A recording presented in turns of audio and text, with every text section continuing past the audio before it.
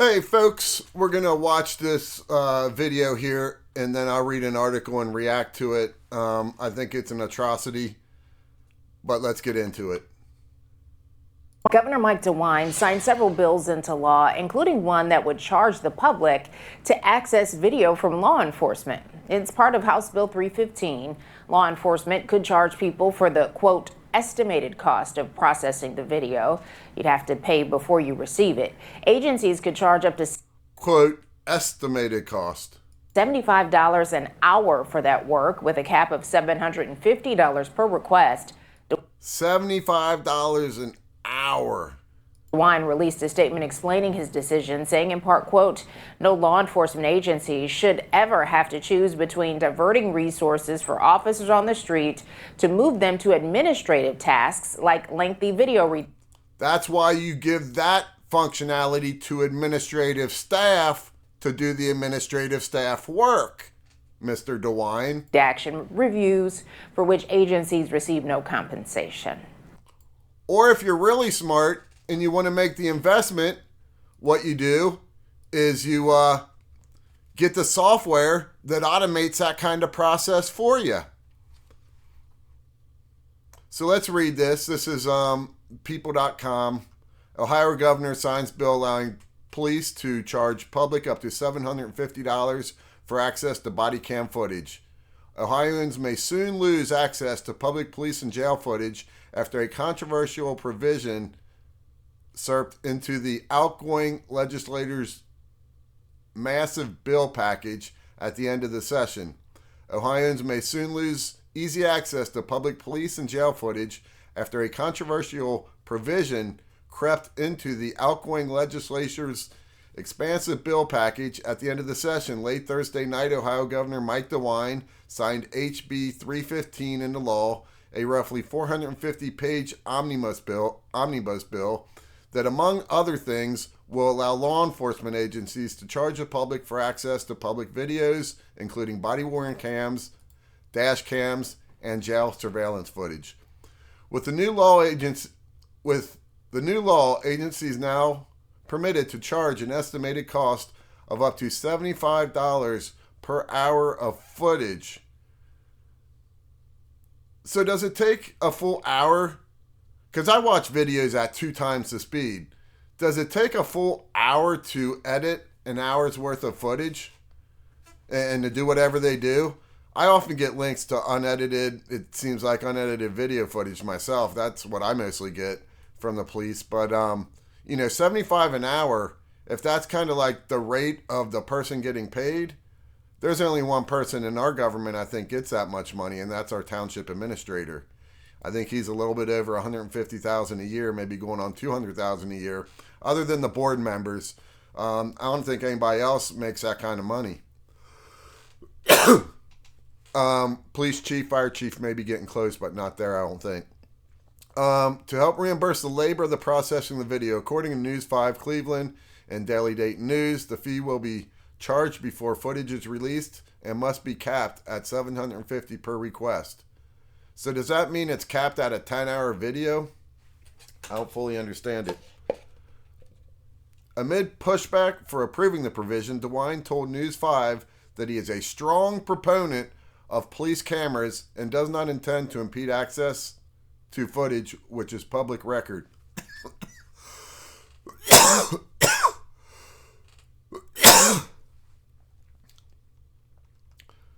Law enforcement body-worn cameras and dashboard cameras have been a major improvement for law enforcement investigations and for accountability, he said in a separate news release Thursday night. I'd agree with that. It's a double-edged sword. It's good for law enforcement, and it's good for citizen looking for accountability. However, I am sensitive to the fact that this changing technology has affected law enforcement by oftentimes creating unfunded burdens, that sounds like a funding issue, on these agencies, especially when it comes to the often time-consuming and labor-intensive work it takes to provide them as public records. I would challenge that, number one. Number two, not just it seems to me like all they really do is they go out and I think they review the video to make sure that they haven't screwed up too much and that they want to challenge releasing it. And then they basically give me a link to it. That's what I think happens. But even if they do have to go through some intensive process, get some software, get a programmer that knows what they're doing, and program automations to streamline that process. Don't use unfunded burdens as an excuse to take away our access to our own public records. We pay for these records to begin with. We fund the creation of these records, and then we entrust you with them, and we entrust you to provide us ability to access those records, our own records. So I don't like this guy, I tell you, and it's not just this. I don't like this guy because of the way he handled East. Starts with Pala, ends with Stein. And I think he did a horrible job there. And I think he was a part of a cover-up that is still been underreported even to this day. People still in that area are suffering. And so,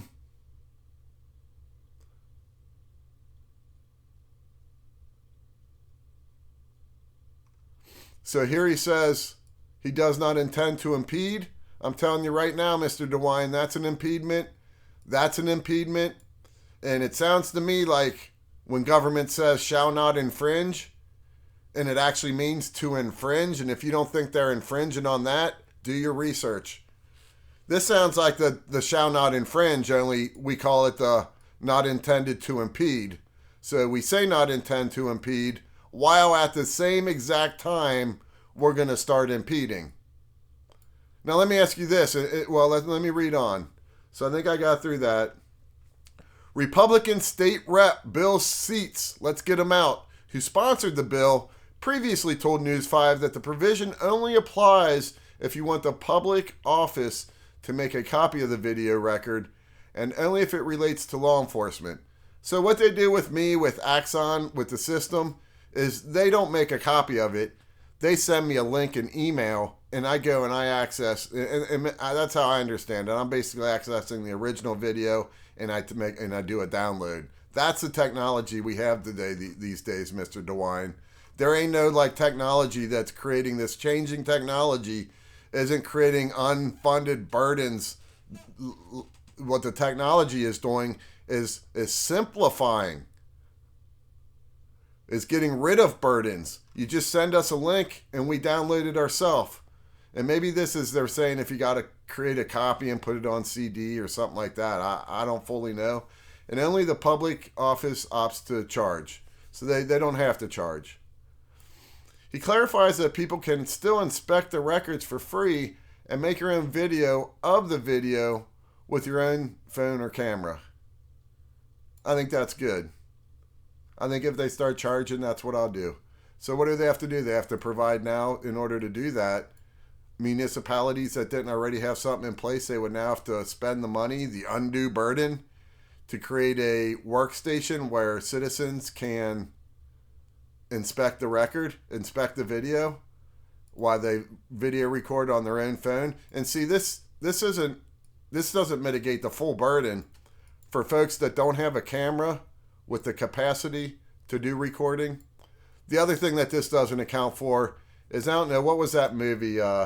It's pretty funny where he kept cloning himself, and then the clone created a clone of himself, and each time he got less and less smart. Anyone that's ever worked with making copies on Xerox machines knows the same concept. Well, it's the same concept here.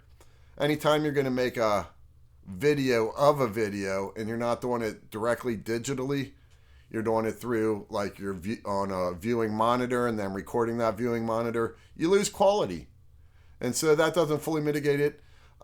Still, and I'm starting to like this part here. Still, one Republican state lawmaker, Naraj Atani, told the outlet he is deeply concerned that the fee to put footage into public record will be burdensome.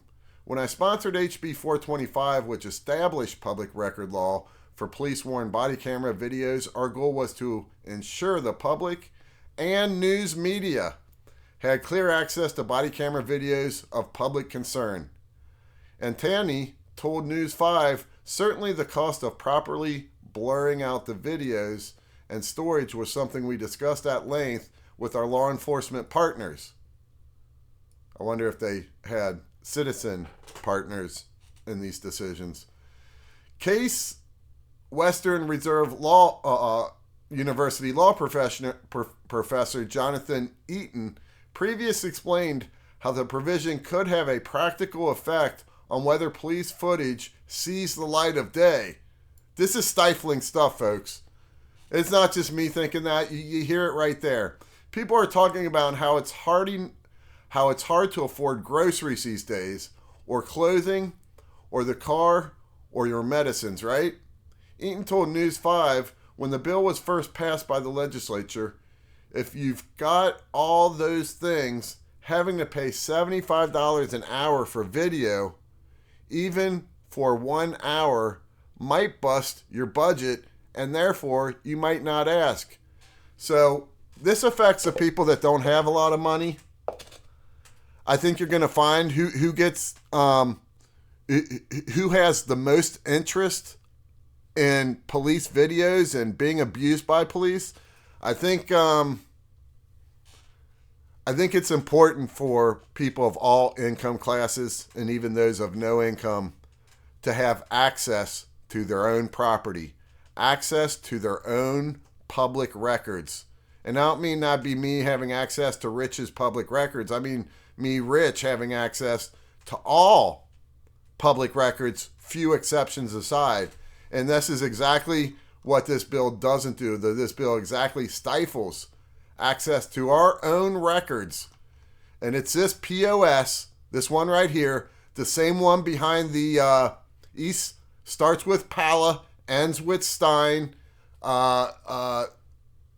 travesty that happened, along with the state EPA, along with the federal EPA, along with the railroad company that they put in charge after they screwed it all up.